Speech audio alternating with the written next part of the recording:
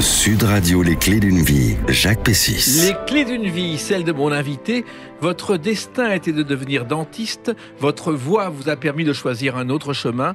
Vous racontez ce parcours dans un livre qui s'appelle Une histoire d'Amir, un titre jeu de mots qui aurait pu être aussi Quand on a un mal dedans, il faut le foutre dehors. Bonjour Amir. Bonjour Jacques, comment allez-vous? Très bien, puisque j'ai la chance de vous retrouver avec ce livre, Une belle histoire d'Amir chez Hors Collection, dont on va parler tout au long de l'émission, puisque vous publiez, c'est pas vos mémoires, mais votre parcours, et on va le faire à travers des dates clés, puisque c'est le principe des clés d'une vie. D'accord ? Oui. Alors la première que j'ai trouvée, et qui se rapporte à votre livre, c'est le 4 juillet 2007. Vous recevez un message de Patrick Bruel, je crois, non ? Oui, on est... Alors, moi, j'ai pas le 4 juillet en mémoire, Ouais. donc il faut peut-être qu'on affine ce truc-là. Ah non, c'est bon, c'est le 4 juillet. Mais je sais que je suis monté avec lui sur scène en août 2008. Mais là, c'est un message... En mai 2008. Mais là, c'est un message de la production qui vous donne un accord pour, Ah d'accord, très pour bien. la reprise Alors, je ne d'une chanson. savais pas qu'on avait la date, mais en même temps, comme c'est arrivé par mail, donc c'est assez simple de trouver la date. Ok. C'est bon, je suis prêt. Et donc, il vous donne son accord pour la reprise de cette chanson. שני דפוקים ליד Ouais. רמזור כמו סרט רמזור. Je te le dis quand même, mais version Amir.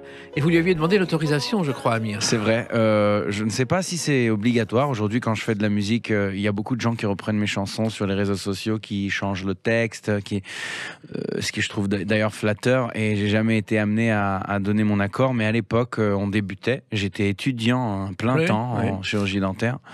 Et il m'arrive sur un coup de tête, vu que je vivais à l'époque à Jérusalem, en Israël, et j'écoutais énormément de musique française. Patrick Bruel faisait partie de ces artistes que j'admirais beaucoup, donc je connaissais le répertoire sur le bout des doigts. Et je me dis, ce serait intéressant de voir ce que ça donnerait. Je prendrais sa chanson que je préfère le plus, qui est, je te le dis quand même, ou une de mes 2 chansons préférées. Et j'essaierais de la chanter en hébreu, tout en gardant le gimmick du « je t'aime ». Je me suis dit que ça ramènerait quand même un souffle de français. Et une fois la chanson traduite, on l'enregistre avec un pianiste en studio. Au départ, j'avais pas de perspective particulière sur l'exploitation de ce titre, ni en single, ni dans un album. Je voulais juste me faire un kiff. Ah, Comme on dit. et ça a marché, puisqu'il a tout de suite cru en vous. Et d'ailleurs, c'est étonnant, Patrick Bruel, parce qu'il a eu le même principe. Personne ne croyait en lui. Et un jour, il joue une pièce de théâtre qui s'appelle Le Charivari, au théâtre Saint-Georges. Et les critiques disent que il aura de l'avenir, il se fera sa place. Et c'était François Chalet, grand critique de l'époque. Donc, et à l'époque, personne ne croyait en lui. Donc vous, ça a été aussi un déclic. Ça pourrait être le cas, et je pense qu'il a transmis cette notion-là de laisser la place aux jeunes, et il a d'ailleurs appuyé cette idée quelques années, ou 1 an, pardon, plus tard, en mai 2018, quand il est venu faire un concert en Israël, là où je vivais. Ouais. Et vous avez été là de justesse. Ouais, je suis arrivé en dernière seconde. Ça, c'était pas prévu, hein, le retard, mais en tout cas, au départ, lui, il a dit, ce jeune homme là qui a repris ma chanson, j'aimerais bien l'inviter sur scène. Et j'ai trouvé cette démarche très élégante. C'est quelque chose que je n'oublierai jamais et pour lequel j'ai beaucoup d'amour et de respect envers Patrick, parce que c'est de là qu'a commencé notre relation. C'est de toujours ouvrir la porte, de toujours permettre à ce jeune homme là, qu'il voit d'ailleurs comme un grand artiste, qui peut lui donner une chance, et lui me voit comme un jeune auquel il a envie de donner cette chance. Donc quelque part, cette réciprocité, cette bienveillance commune a apporté de belles dates clés dans mon histoire. Alors, il faut savoir que vous avez failli rater l'avion pour aller à Tel Aviv et que finalement on vous a reconnu parce que vous aviez participé à une émission qui était l'équivalent en Israël de la recherche de la nouvelle star. Tout à fait. Alors pour contextualiser, parce que les gens, je viens de leur dire que je vivais à Tel Aviv à l'époque, sauf que la veille du concert de Patrick Bruel, j'ai été invité à chanter à Genève, ce qui m'arrivait 1 fois par an, hein, parce que comme je le disais, j'étais étudiant actif et beaucoup moins chanteur. Mais de temps en temps, du bouche à oreille, les gens disaient, ce jeune homme là, il chante en 3 langues, c'est bien de l'appeler. Donc j'avais fait un gala la veille et je croyais pouvoir arriver à temps, enfin tout était prévu, sauf que j'ai loupé l'avion. Voilà. Et j'ai loupé l'avion, et de justesse, enfin pour moi j'avais la chance de ma vie qui allait s'effondrer devant mes yeux. Faut comprendre, chanter avec monsieur Patrick Bruel, que j'admire, devant 11 000 personnes. En plus c'est lui qui me le propose et moi je loupe le truc. J'ai pas le culot pour le faire. Et par des moyens incroyables et énormément je dirais de culot, on a réussi à convaincre une autre compagnie aérienne. On n'avait pas un rond, hein, de nous permettre de monter dans leur avion pour rattraper celui qu'on a loupé et arriver à la dernière seconde des balances pour répéter avec Patrick Bruel une seule fois, puis ensuite le faire sur scène le soir devant le public. Voilà. Il se trouve que votre autre chance à l'époque, mais c'était juste un plaisir, c'était participer à cette émission et vous avez interprété cette chanson.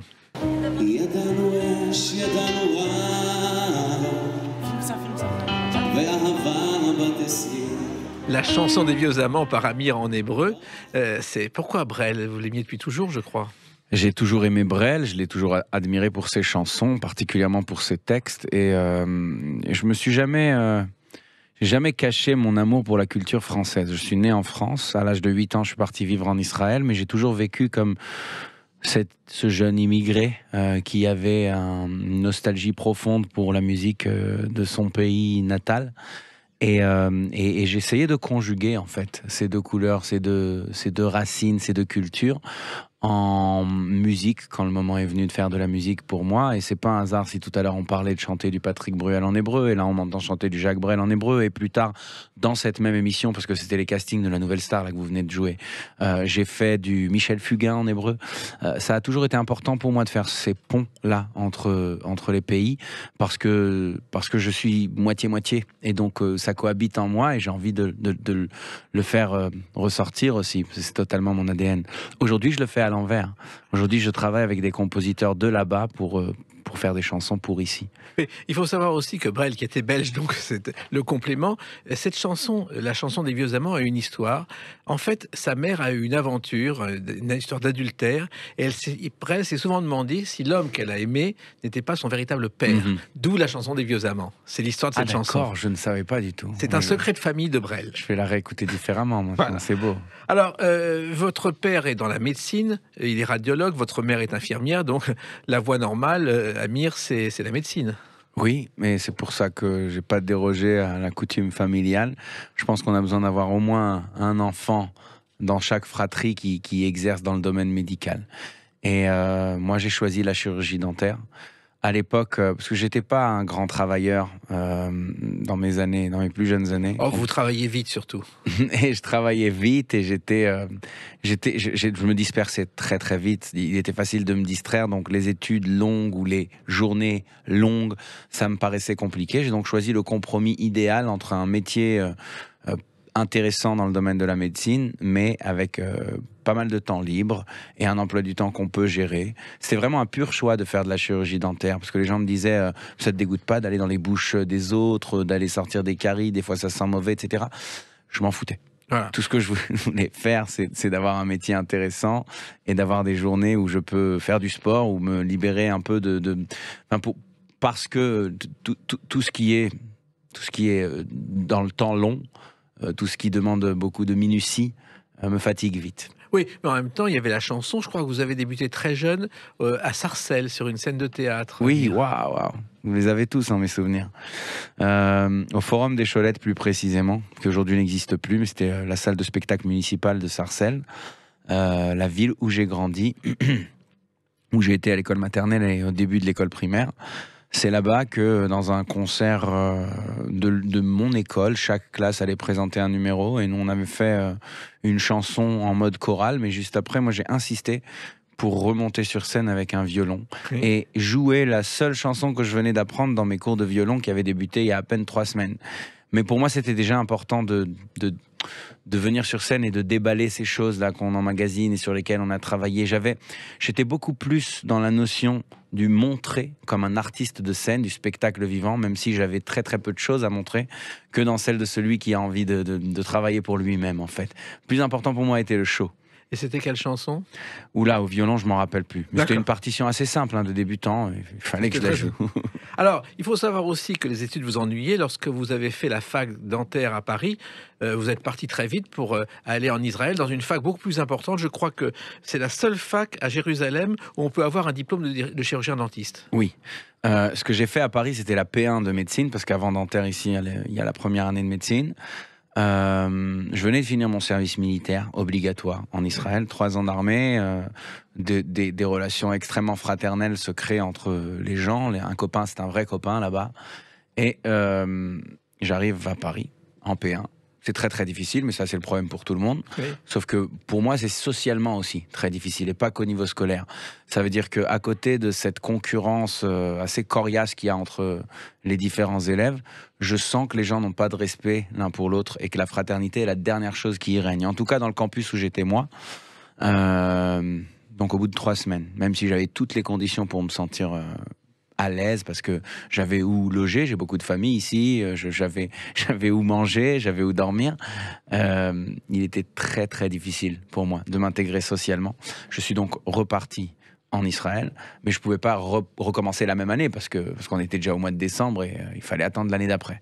Ce qui m'a permis, dans ce temps de battement, de faire la Nouvelle Star. Voilà. Mais en même temps, il y avait un concours pour rentrer dans cette fac et que vous avez Oui. réussi. Alors, en Israël, c'est des admissions sur dossier, mais c'est à peu près le même numerus clausus qu'en France. Ils prennent un peu moins de 10%, ils prennent 6% des candidats. On était 1000, on est resté 65, et à la fin du parcours, on est 45, je pense. Voilà. Et l'examinateur vous a dit, si tu es choisi, tu devras chanter tous les jours. Ouais, c'est à ce moment-là où j'ai compris que c'était dans la poche, parce que c'est vrai qu'il y avait aussi un entretien d'une discussion avec quelques professeurs de la fac, comme un comité d'admission. Ça allait pas que au niveau des textes, pardon, des examens de connaissances ou des examens même manuels qu'on nous faisait faire. Une des étapes de l'admission, ça a été de discuter et d'échanger. C'était un entretien. Voilà. Et là, quand il m'a répondu ainsi, en me disant « Ouais, j'aimerais bien te voir chanter chez nous », je me suis dit « C'est bon, je lui ai tapé dans l'œil, il va certainement me faire entrer ». J'avais un bon pressentiment et ça s'est avéré plus tard quand j'ai reçu la lettre d'admission. Et après, il y a eu d'autres examens. On en parle avec une autre date, le 18 janvier 2014. A tout de suite sur Sud Radio avec Amir. Sud Radio, les clés d'une vie, Jacques Pessis. Sud Radio, les clés d'une vie, celle de mon invité Amir. Une belle histoire d'Amir est un livre chez Hors Collection, signé par Amir et Dalia Arfi El-Kaïm. On en parle tout au long de l'émission, puisque c'est votre biographie officielle, et qu'on raconte votre vie officielle à travers des dates. Ma vie officielle, c'est beau. 18 janvier 2014, ça vous dit quelque chose? Absolument. Hein, ce jour-là, vous chantez ça à la télévision. And it seems to me you lived your life like a candle in the wind, never knowing. Candle in the Wind, une chanson que Elton John a écrit au départ en hommage à Marilyn Monroe et ensuite il l'a transformée pour Lady Di et ça a été un immense succès. Et ce soir-là, vous la chantez dans The Voice. Ce soir-là, je la chantais dans The Voice, oui. Le 18 janvier 2014, c'était la diffusion en fait de mon audition à l'aveugle qui a été enregistrée 3 mois plus tôt.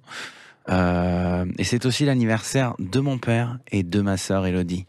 Donc c'est une date, le 18 janvier, de manière générale, qui est importante dans notre famille. Et par hasard, en plus, tombée cette première diffusion, la première exposition médiatique importante que je vis en France. Et donc c'est un déferlement de messages très très positifs, bien sûr, mais un passage de l'ombre à la lumière qui opère en l'espace de 5 minutes, auquel je m'attends pas du tout. En plus, on était sur des audiences de 11 millions de téléspectateurs à l'époque sur The Voice, le samedi soir. Donc, je vois ma vie basculer du tout au tout parce que il y avait cette audition, parce que les 4 coachs se sont retournés, parce que très très vite, on commençait à venir des rumeurs de je ne sais pas, avec Jennifer, ma coach, que soi-disant le choix n'était pas que musical. Enfin, c'était assez marrant à suivre parce que j'étais complètement amoureux, et encore d'ailleurs, de l'Ital à l'époque. Et en plus, on était à l'abri, on était à Tel Aviv quand tout ça se passait. Et c'était assez intéressant de suivre une ascension qui se passe à 4000 km autour d'une participation et tous les articles qui sortent et les unes des magazines, etc. On regarde tout ça et on se dit waouh, on intéresse les gens alors qu'on n'est même pas là. Nous, on vit notre vie complètement normale. Le matin, je me lève, je vais faire le marché, je retourne à la maison. Enfin, c'était tellement absurde et en même temps amusant. Mais en même temps, vous apprenez des choses sur vous, c'est parfait dans la presse. Oui, c'est ça. Alors, vous êtes le numéro 7 de l'épisode 2, et finalement, vous auriez pu choisir Mika que vous connaissiez, et vous avez choisi Jennifer. C'est vrai. Je connaissais Mika de réputation, hein, pas personnellement, parce que sa carrière est allée jusqu'à Tel Aviv, où on dansait sur ses chansons en boîte de nuit. Jennifer, elle, en revanche, je la connaissais un peu moins, même si, bien évidemment, je me suis documenté avant de faire l'émission. Et c'est de son discours que j'ai été convaincu. En fait, j'ai essayé à un moment donné, quand j'avais les 4 qui essayaient de me convaincre de venir dans leur équipe, et c'était déjà très flatteur pour moi, j'ai essayé simplement de me poser la question de lequel d'entre eux paraît être le plus apte à te protéger, à te mener le plus loin possible. Parce que à ce moment-là, j'ai été déterminé. Si au début, mes espoirs concernant l'émission étaient très très faibles, quand on a les 4 qui se retournent, on commence à avoir de nouvelles perspectives et se dire peut-être que je pourrais être là un petit moment. Donc autant choisir le meilleur partenaire des 4. Ça a été vraiment un choix stratégique et j'ai senti que Jen était plus engagée. Qu'est-ce qu'on ressent lorsqu'on se retrouve sur le plateau avec les coachs, avec le fauteuil de l'autre côté, et qu'on arrive sur scène et qu'on joue sa vie pratiquement? Alors jouer sa vie, je pense que cette notion, elle est un peu moins... comment dire Elle est moins forte pour vous. Moins forte pour moi parce que j'ai déjà une vie. Et quand je dis une vie, c'est une vie professionnelle, c'est un diplôme. J'étais sûr et certain que j'allais ouvrir un cabinet dans les 2-3 mois juste après. Un cabinet avant-gardiste, je crois même. Ouais. Oui, moderne. Oui, j'en dirai pas plus. Ouais, d'accord. Ouais. Mais j'avais des idées très très claires sur mon avenir et The Voice était censé être une parenthèse. Donc je dis au pire, si ça ne dure pas, c'est pas grave. Je suis déjà protégé. Mais en même temps, l'artiste qui est en moi était titillé par ses envies de grandir et de développer cet amour de la chanson. Et donc dans ces conditions-là, je me suis retrouvé à choisir Jennifer. Je me souviens plus de la question, pardon. La question, c'est qu'est-ce qu'on ressent à ce moment-là? Qu'est-ce qu'on ressent à ce moment-là? Donc, on ressent pas que tout peut s'effondrer si ça passe pas. Non. D'ailleurs, comme les 4 chaises sont retournées, il y a une notion assez floue de pour qui est-ce qu'on chante à ce moment-là. Voilà, c'est comme ça, en tout cas, que ça s'est retranscrit dans ma tête. Il y avait très peu de stress, un léger amusement. Mais à partir du moment où il commence à se retourner, c'est là où on est assez surpris par la situation. Et je ne sais pas vous dire aujourd'hui, parce que j'ai un souvenir quand même assez flou, vu que les émotions m'ont quand même inondé à ce moment-là, mais est-ce que je me sentais rassuré par les sièges qui se retournaient? Est-ce que je me sentais soudain dans la course, donc j'avais envie de plus, et j'avais envie de m'améliorer, d'en faire plus d'un et plus de deux, j'en sais rien. Mais je me rappelle que ce moment-là, le temps est passé très très très très vite. Jusqu'au moment où ils se retournent, j'étais sur une petite prestation sympa, presque comme si j'étais en répétition. Et quand on commence à voir leur visage et leur satisfaction et leurs encouragements, c'est là où on est un peu déboussolé, j'avoue. Et vous avez fini 3e, c'est quand même pas mal. Ouais, c'est assez fou. Alors, je crois que tout a commencé lorsque Bruno Berberes, qui s'occupe du casting, a cherché un chanteur israélien, Amir. Je pense que ce qu'il a cherché, oui, c'est de faire venir un chanteur qui venait d'un autre pays. Apparemment, la saison précédente, celle qui était la mienne, il a fait venir un chanteur libanais et il s'est dit c'est intéressant, il y a une grande communauté francophone en Israël aussi, autant taper là-bas. Moi, tout ce que j'avais vu, c'était qu'on m'écrivait parce qu'on a vu mes vidéos en ligne, des vidéos que j'aurais peut-être jamais postées sans les conseils de mon cousin Alex, qui lui il travaillait dans une start-up et il remarquait, on est en 2013, l'essor des réseaux sociaux et de tout ce qui se passe avec les réseaux comme YouTube où les gens postent des vidéos et se font connaître. Donc il me dit, il faut que tu en postes des vidéos. Je lui dis, mais je suis seul dans mon salon, j'intéresse personne. Non, poste-les. Et ce sont ces vidéos-là qui m'a fait enregistrer, qui ont été remarquées par l'équipe de The Voice. Donc, je trouve qu'il y a eu énormément de circonstances assez particulières et zéro hasard quand je retrace toute cette histoire, parce que j'ai presque l'impression que tout s'est aligné, même quand je n'y croyais pas trop, et même parfois sans que je le veuille, pour me permettre d'en arriver là aujourd'hui et d'être avec vous, Jacques, en train de parler de ma biographie. C'est complètement lunaire, cette situation. Oui. Et pourtant, je suis en train de la vivre. Ouais. Et ce qui était lunaire aussi, c'est le premier casting, je crois que c'était par Skype. Oui, le premier casting par Skype. Aussi. Oui, mais techniquement, on avait que ça à faire. Aujourd'hui, on fait... Moi, ma dernière chanson, je l'ai écrite sur Zoom, pour tout vous dire. Mais à l'époque, c'est vrai que c'était particulier, sauf que je pense que ni moi, j'étais capable de financer un billet d'avion pour la France, et ni eux n'avaient envie de le financer si on ne savait pas quel était le niveau d'adéquation avec l'émission. Donc je crois que la première épreuve s'est faite par Skype pour sécuriser un peu l'opinion de tout le monde me concernant.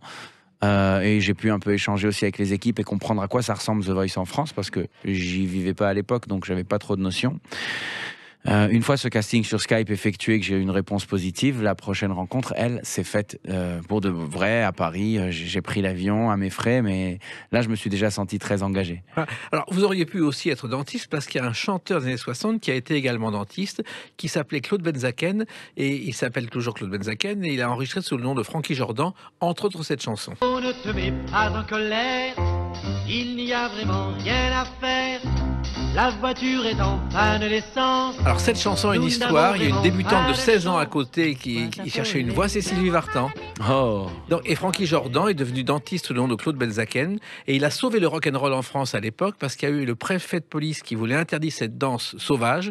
Il y a eu un débat à la radio et grâce à Benzaken, le rock a été sauvé en France. Waouh. Vous voyez, comme quoi être dentiste n'empêche pas de faire autre chose. Alors ensuite, il y a eu la tournée de The Voice. Ça aussi, ça a été un événement. Oui, soudain, on passe des émissions de télé où la notion du public n'est pas tout à fait claire parce qu'on chante devant des caméras principalement, même si on se rend compte que les gens nous reconnaissent dans la rue, etc. etc. mais il n'y a pas cette connexion directe et on nous propulse sur les scènes des Zéniths de France. Et on fait une trentaine ou une quarantaine de Zéniths à l'époque.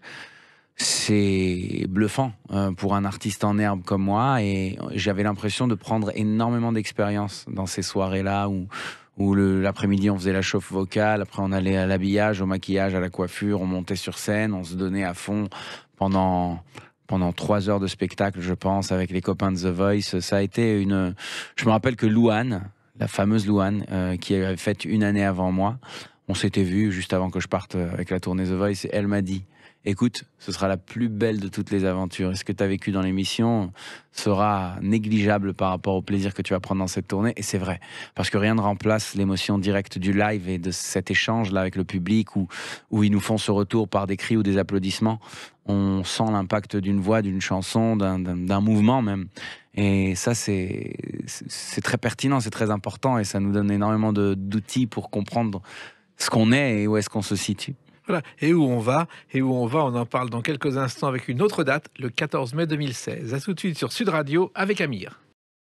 Sud Radio, les clés d'une vie, Jacques Pessis. Sud Radio, les clés d'une vie, celle de mon invité Amir, une belle histoire d'Amir, un livre chez Hors Collection qui raconte votre vie et on l'évoque, cette vie, à travers des dates importantes. 14 mai 2016, vous ne l'avez pas oublié non plus. Non, du tout. Cette date est inoubliable. À Stockholm, au Globe Arena, je crois, de mémoire. Et on est devant 300 millions de téléspectateurs. C'est surtout ça. Ouais. C'est de pouvoir chanter une chanson qui, quelques mois plus tôt, à peine, venait de naître dans un studio d'enregistrement avec des copains. Où on s'amusait à faire un refrain qui faisait danser et une chanson qui raconte très modestement l'histoire de ma vie. Et subitement voir qu'elle intéresse pendant 3 minutes l'Europe entière, c'est quand même énorme pour un artiste et un grand pas pour moi à titre personnel. J'ai pris beaucoup de plaisir, notamment parce que je représentais mon pays. Et chanter pour la France, c'est un honneur à part entière.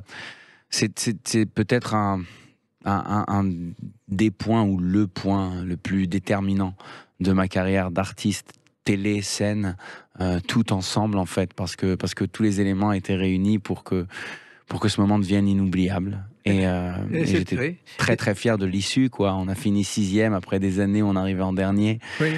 Ça a été très émouvant. Alors cette chanson, ça s'appelle J'ai cherché.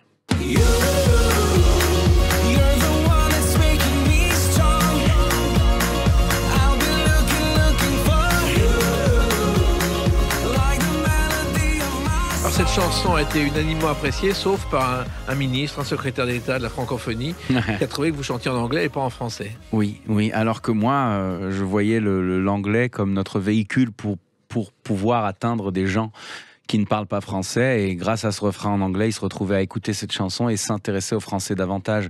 Pour moi, c'était... j'aurais même dit un cheval de Troie, quoi. On a transformé la culture française en quelque chose qui s'écoute partout, la musique française, les textes en français en quelque chose qui s'écoute partout, grâce à ce refrain très simple en anglais, mais c'était une chanson où la plupart du texte est en français. Et j'étais pas d'accord avec lui du tout. Je pense qu'il faisait erreur, il faisait fausse route. Il n'avait pas écouté la chanson complètement. Peut-être. Mais en tout cas, très très fier de cette participation à l'Eurovision. Alors, vous êtes 6e avec 257 points, ce qui est un record d'ailleurs, qui n'a pas été battu. Et il faut savoir que l'Eurovision... Si, attention, je suis désolé Jacques, mais depuis cette année, avec Barbara Pravi... Elle a fait plus de 257, oui, c'est vrai. Oui, c'est la première fois. Ouais, mais enfin, c'est quand même un record qui a duré quelques années, 5 ans. 5 ans. Et il faut savoir que la première chanteuse à avoir remporté l'Eurovision pour la France, c'était Jacqueline Boyer avec cette chanson.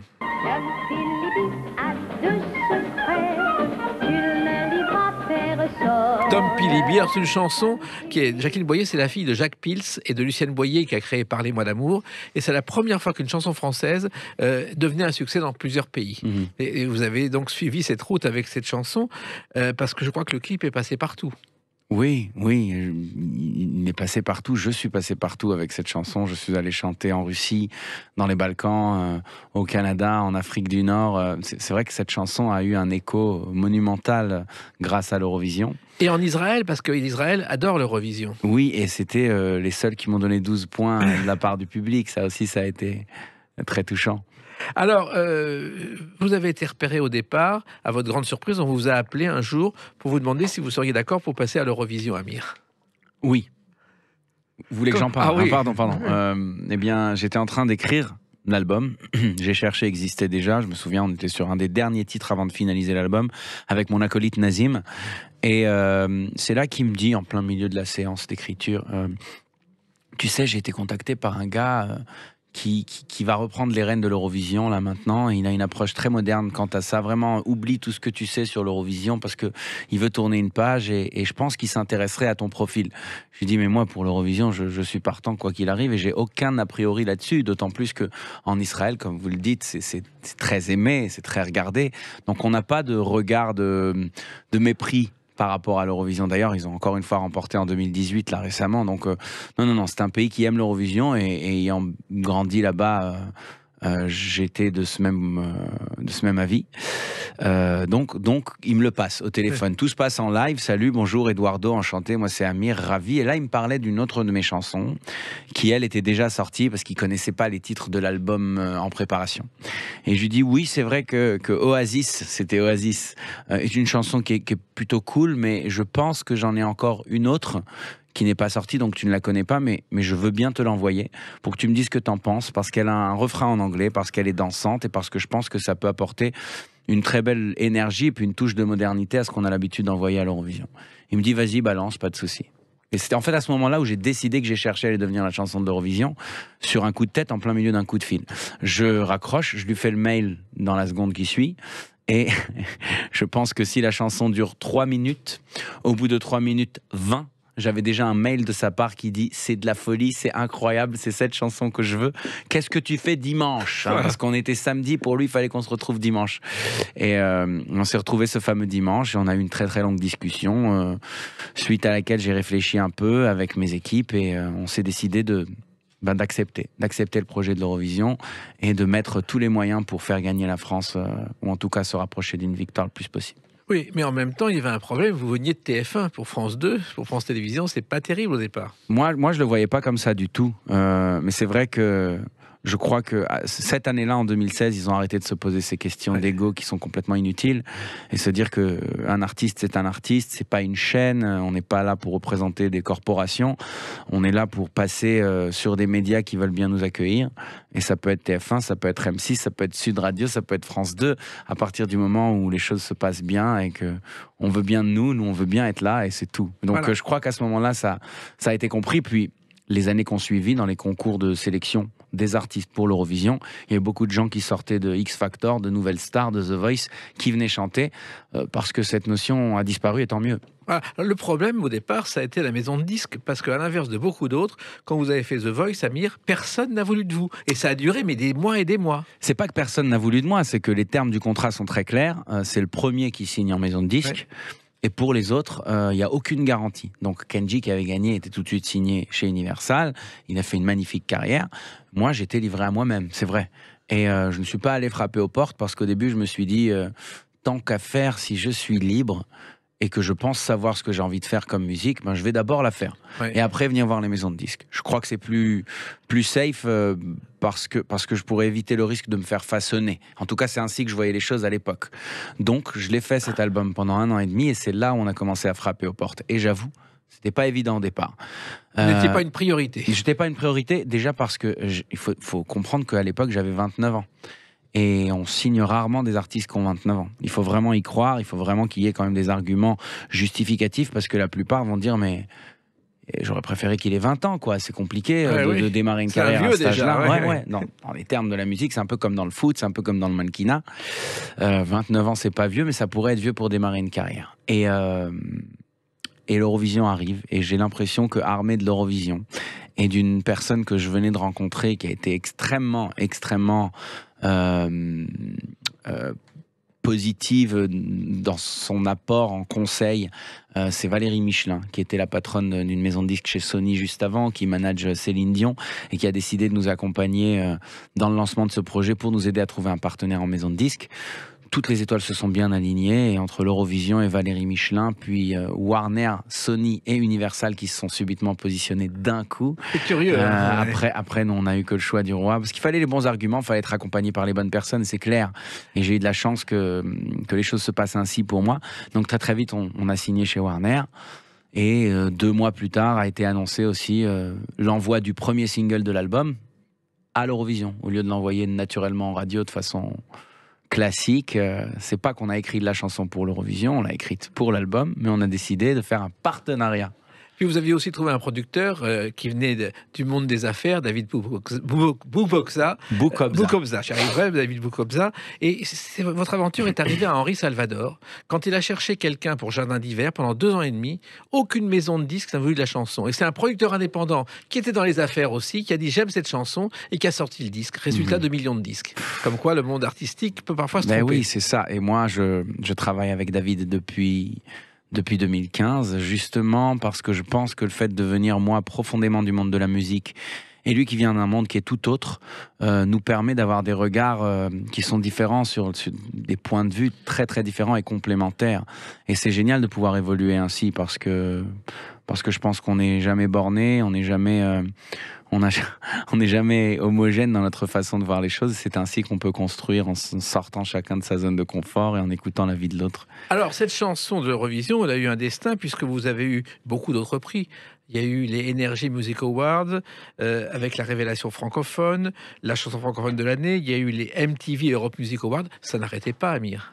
2016 et 2017 ont été, très, très chargés en certification et en prix. Je pense que l'émotion est toujours la même quand on reçoit un prix. Évidemment, mais on m'a offert un accueil des plus magistraux, et pour ça, j'ai pas grand chose à part énormément de reconnaissance, parce que c'est évidemment le public qui choisissait, ou parfois les pairs du métier, mais j'ai trouvé que c'était la façon du métier, au bout d'1 année d'activité où on a tout donné, on a tout exposé, on a tout montré, de nous dire bienvenue, on vous accepte, vous avez fait du bon travail. Et moi j'étais ravi, parce que moi qui rêvais de faire carrière dans la musique, quand on se retrouve accueilli ainsi, c'est un peu de nous dire que notre travail n'a pas été pour rien, et qu'il y a quand même quelques perspectives de longévité dans tout ça. Alors c'est vrai que je me suis pas tout de suite reposé sur mes lauriers, mais c'était rassurant. Oui, il y a eu un second album, il fallait transformer l'essai, ça s'appelle Addiction, et dans cet album il y a une chanson, Les rues de ma peine, qui a une histoire. Je ne squatterai plus les rues de ma peine quand je suis perdu. Je veux que tu me ramènes, je veux qu'on aille. C'est-à-dire qu'il y a eu un concours avec les jeunes, avec vos fans. Ils devaient se filmer en train d'interpréter cette chanson. Oui, en fait, on a sorti une vidéo karaoké un peu brandée comme à l'époque, avec un visuel qui sautille à l'écran comme si c'était une cassette d'époque, parce que le clip a été tourné à Hong Kong, et une partie du clip se déroule dans une salle de karaoké. Donc il y avait tout cet univers-là asiatique. Ils adorent le karaoké là-bas. Oui, qui est né aux États-Unis, le karaoké. C'est vrai, bien sûr. Mais karaoké, c'est pas un nom en japonais, oui, ou mais en chinois. Le principe est né aux États-Unis et pas au Japon. D'accord, intéressant.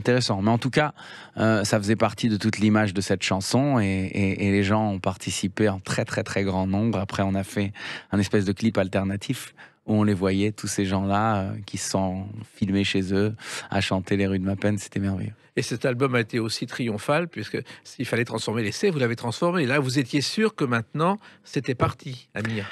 À aucun moment, je n'ai été sûr, ni maintenant d'ailleurs, même si ça fait 7 ans que je suis là, et j'espère être là dans 7 ans aussi, mais de certitude, je n'en ai pas. Et c'est pour ça que je me réveille tous les jours avec une rage de gagner et une volonté de travailler encore plus dur à chaque fois pour maintenir ce bonheur. Parce que plus le rêve s'exauce, plus on a peur qu'il s'arrête. Oui, mais vous avez vraiment cette peur-là?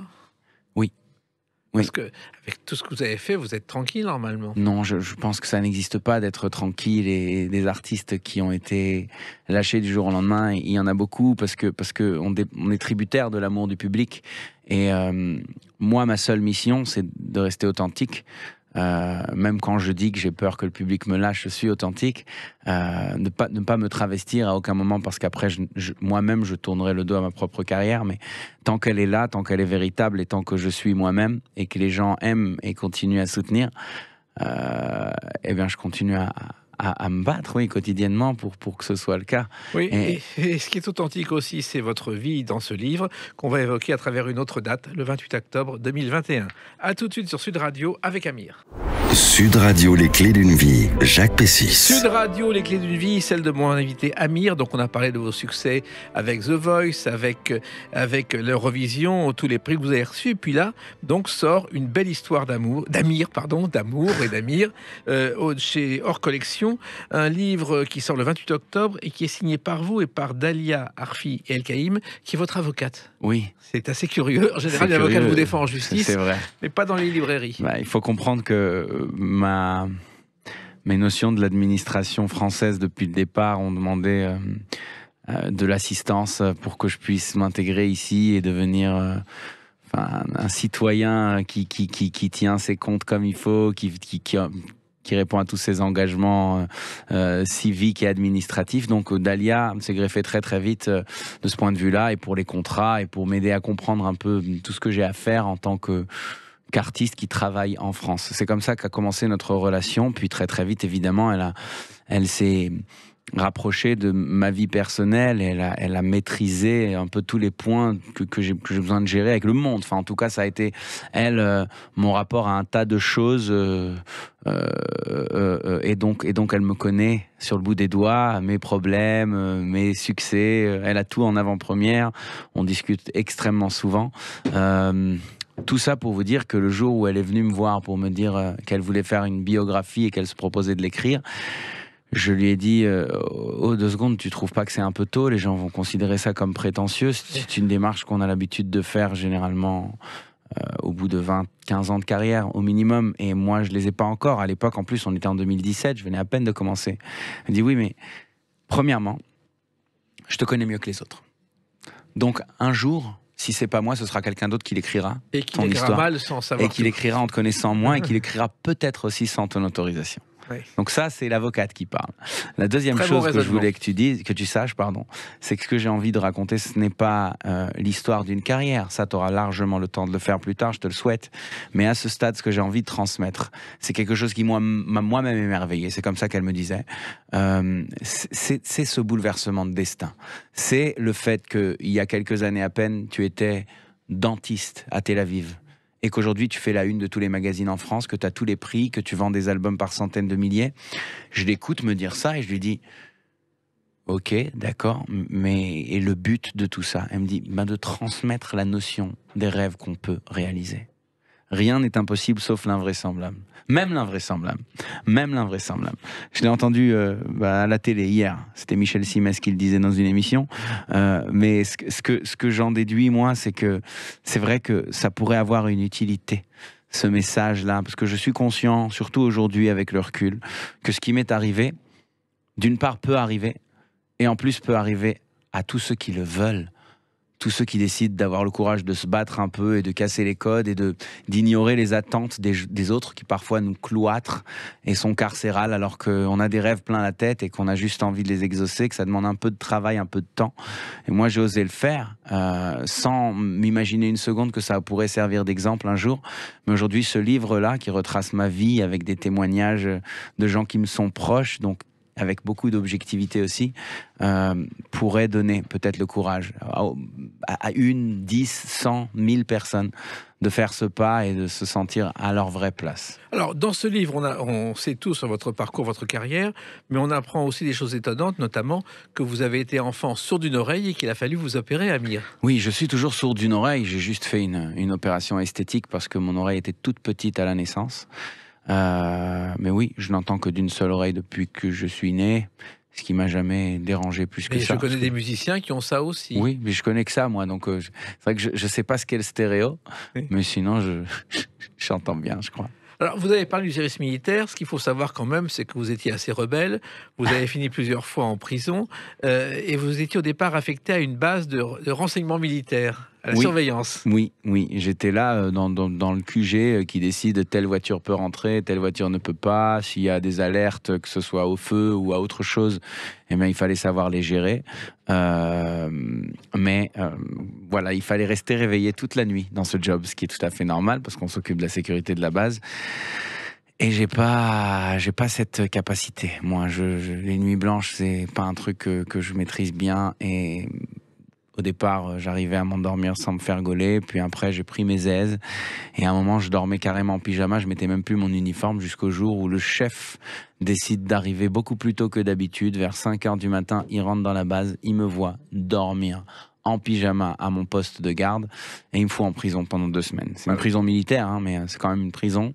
Et c'est là-bas que... qu'en ressortant, je pouvais plus faire ce job-là qui demandait de la responsabilité que visiblement je n'avais pas. Donc, prochaine étape, on m'a mis secrétaire. Oui. Et en tant que secrétaire, dans un nouveau secteur de la base, je connaissais personne. Mes copains de l'ancien job, eux, sont partis en vacances organisées par la caserne. Donc je voulais me joindre à eux, mais j'ai été sorti de cette troupe, donc je pouvais pas le faire. Alors j'ai décidé de me faufiler dans leur voyage, en cachette. Je me suis fait attraper là-bas aussi.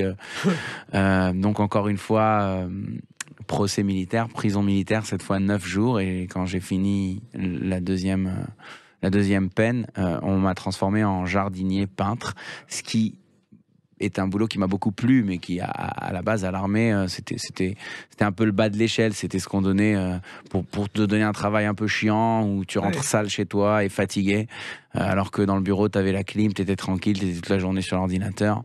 Donc c'est comme ça que j'ai fini mon service militaire. Pendant 1 an, j'ai jardiné, j'ai peint, mais j'ai pris beaucoup de plaisir et puis j'ai appris à utiliser mes mains. Voilà. Remarquez, commencer comme jardinier pour devenir une grosse légume, c'est assez facile. Mais il y a quelqu'un d'autre, un autre artiste qui a été dans le même cas que vous, c'est Michel Polnareff. D'accord. Il ne voulait pas faire son service militaire, il s'est fait prendre, et pour s'en sortir, il est passé pour fou. Il faisait de la moto sans moto. Il faisait semblant de monter sur une moto et vroom, il partait. Et ça a marché, il a été réformé. Alors, il y a aussi une chose qui est étonnante avec vous, c'est cette chanson. À ta manière, tu me prends sous ton aile, pas dans tes bras. Tu ne me dis pas je t'aime, mais je le vois. Je te vénère. Alors ça, c'est une chanson très importante pour vous, qui est dans votre album, Le premier premier Au cœur de album, moi. car c'est une chanson en hommage à votre père, Oui. qui au départ était très inquiet quand vous avez choisi cette voix, Amir. Oui, mon père qui vient pas du tout de ce monde et qui n'arrive pas à reconnaître que les carrières artistiques sont des carrières, enfin en tout cas jusqu'à moi, il avait du mal à le voir. Pour lui, il fallait des choses plus sûres, plus concrètes. C'est pour ça qu'on est encouragé dans la famille à aller faire des études. Puis bon, je les ai faites ces études, hein, mais finalement je me suis rebellé un peu en allant suivre mon rêve. Et même si ça a été difficile pour lui au début, je pense qu'il a eu la grandeur aussi à un moment de reconnaître que c'était le meilleur choix pour moi et de reconnaître que quand son enfant est heureux, il est là le vrai succès de la paternité. Il est là, c'est ça la vraie réussite peut-être dans sa vie.